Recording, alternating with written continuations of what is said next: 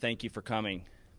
This week, 9 individuals, including well-known musical artists, kidnapped and robbed at gunpoint numerous victims at a music studio in Dallas, Texas. 8 of the 9 were arrested yesterday in Dallas, Memphis, and Nashville.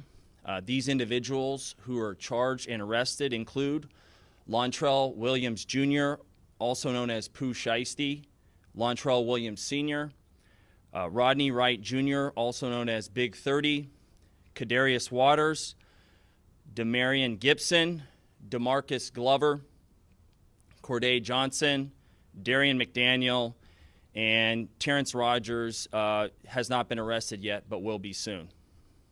The complaint alleges that on January 10th of this year, 3 music industry professionals traveled to Dallas for a scheduled business meeting.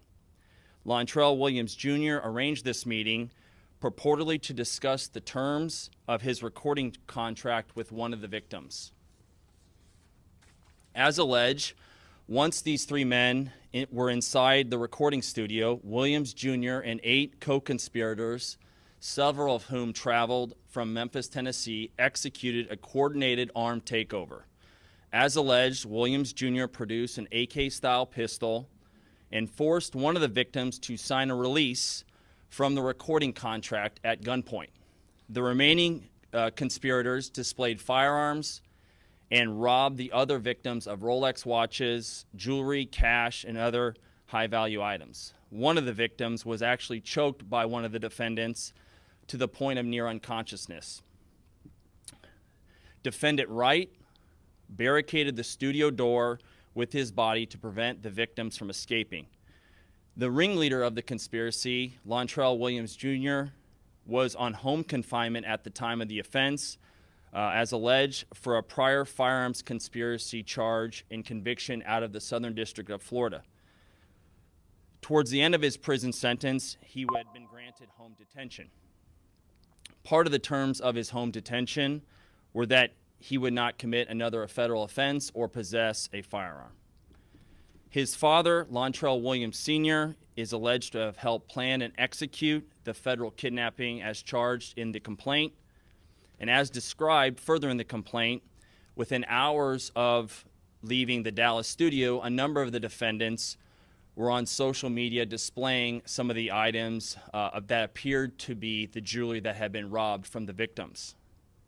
The charging document outlines some of the evidence, just some, establishing the defendants' roles in the federal offense.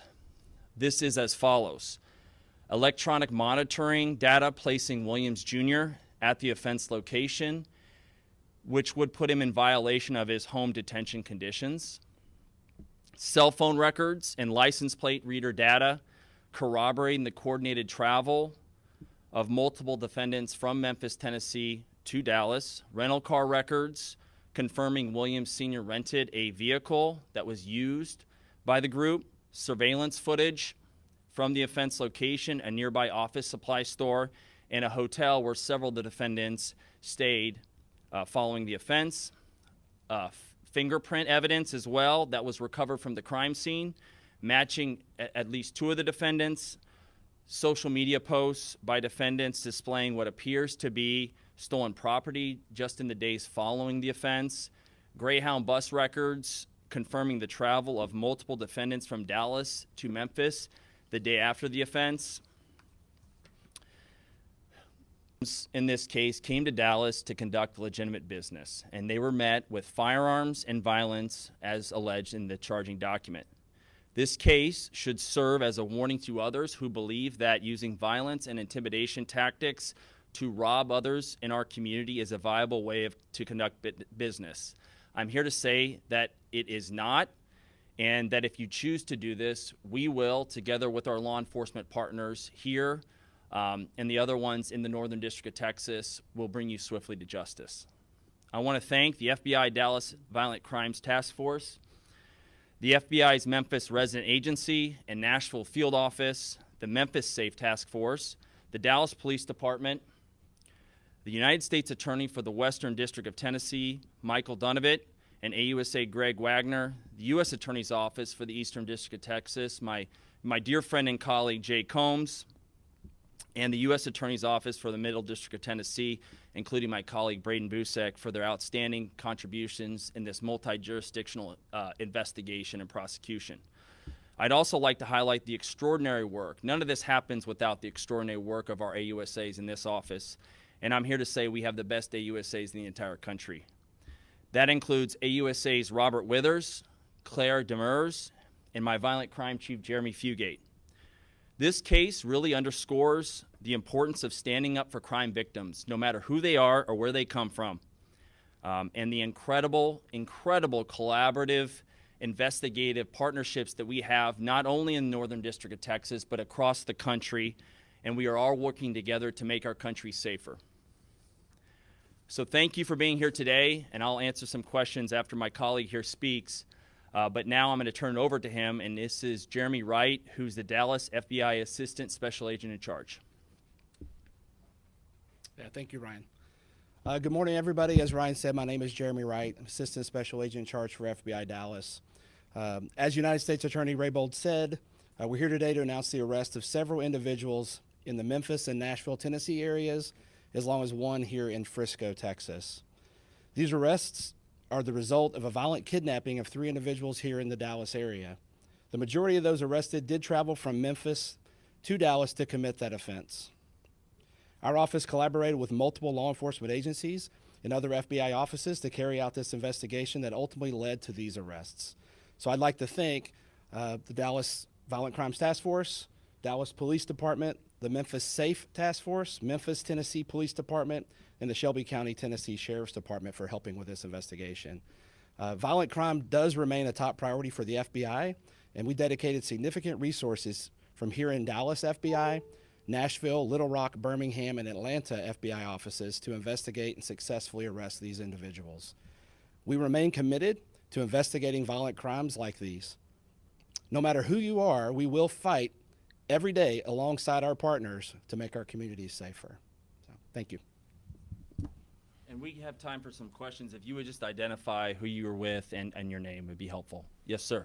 Kevin Reese with WFAA. Hi, Kevin. It may be in the release that you're going to send us, but can you be more specific to who these victims are and a specific location of this studio that you were talking about?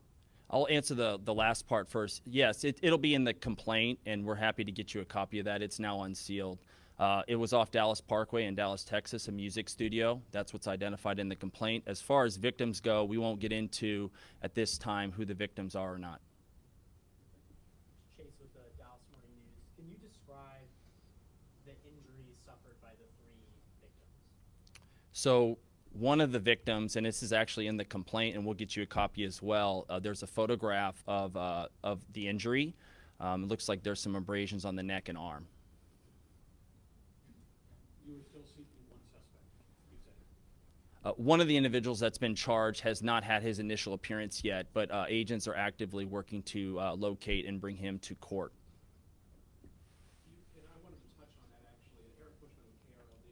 Since there's one person you're still trying to get to come in, I guess it's not an arrest, it's an initial appearance. You had said that you're trying to work it out. Because you're going public with this, are you afraid at all that that's going to hinder and eventually getting that individual in? Agents are working to find him. The complaint has already been unsealed, and a number of these defendants have had their public hearing already, their initial appearance, and so it's already out there that this individual has been charged, and so that information is in the public record. But I trust that the agents will be able to identify this person and find them and bring them to justice. Of course, that person can turn themselves in immediately. 2 questions. This is Chase with the Dallas Morning News. So the initial incident happens in January 10th. Mm-hmm. We're here in April. Mm-hmm. Can you describe the timeline and the length of time, why we're talking about this now? Because it sounds like these arrests happened recently. And then the second part of that question, did all of the arrests happen yesterday, or were they happening over the span of time that we're talking about? Yeah, good questions. I'll start with the last part. 8 of the 9 happened yesterday, and then we're still working on one more. And that was, again, a lot of those happened in Memphis, one happened in Nashville, and we're working now with our Georgia counterparts to get the last person brought to justice. Do you want to ask another question, follow up to that? Actually, I forgot you had 2. Come back to me after you. Okay, and remind me of your first part, sir. We had the initial incident on January 10th, Yep. here April 2nd. Can you describe and kind of characterize why, that amount of time passed before there were arrests?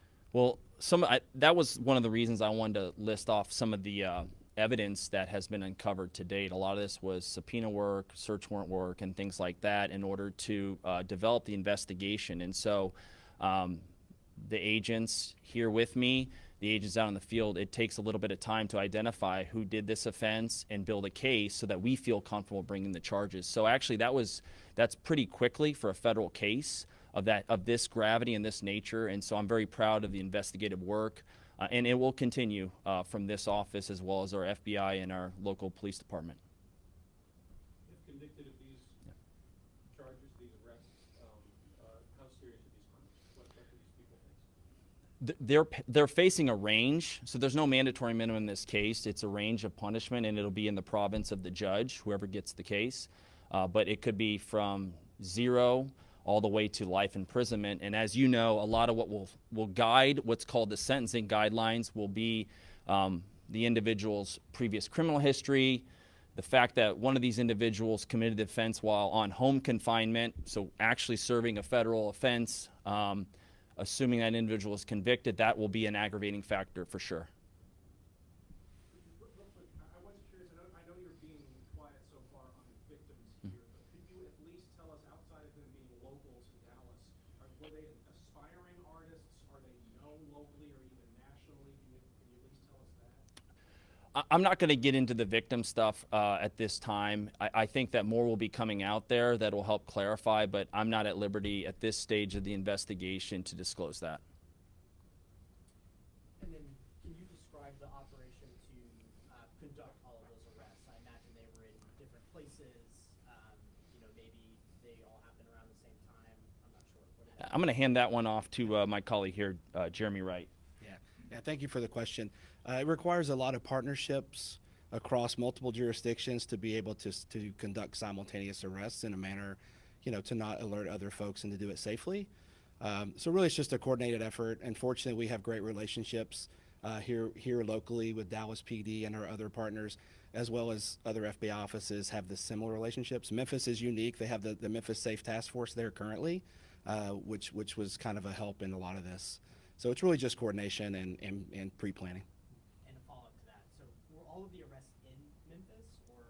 No, Memphis, we had one in Frisco, Texas yesterday morning. The rest were in Memphis. And as the U.S. Attorney said, we're actively pursuing the final arrest. Thank you. Yeah. Did you have another question, sir? Kate, you get mugshots, is that going to be out somewhere where we can get that? I think that becomes public record, but I'm not sure. If I could follow up with you right after, Catherine, if you would get to make sure that we get that information over there. Thank you for coming. If there are any further questions, I just want to underscore the importance here in Northern District of Texas of vigorously prosecuting violent crime. And a couple days ago, I did a press conference in Fort Worth, Texas, but it just highlights the collaboration. The state, local police are some of our best friends and best partners. Chief Como is a dear friend and partner of this office and has been fantastic for us, working with some of the best in the business, the FBI, and I'm just really honored to stand shoulder to shoulder with the men and women in my office. So again, we look forward to